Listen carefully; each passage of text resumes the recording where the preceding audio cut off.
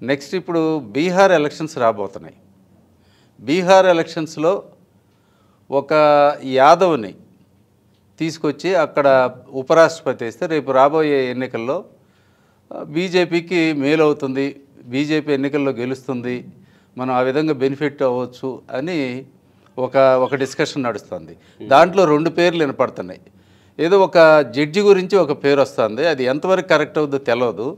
ఆయన మీద అభిశంసన తీర్మానం పెట్టాలని ఇదేదో నడుస్తుంది. అంత నాకు డీటెయిల్డ్గా జస్టిస్ వర్మ కాదు, వర్మది అది అతని మీద కాకుండా ఇంకొక అతని మీద కూడా వచ్చింది.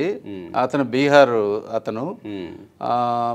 అయితే ఇప్పుడు ఇది కూడా నిజంగా మీరు చెప్పిన వర్మది కూడా ఇప్పుడు పెద్ద వాళ్ళ మెడకు తగులుకున్నట్టే. ఎందుకంటే ఇప్పుడు వర్మ మీద అభిశంసన అసలు ఇంతమంది ఉత్తరం ఇచ్చాక ఇప్పుడు బీజేపీకి వెనక తగ్గే పరిస్థితి లేకుండా అయిపోయింది.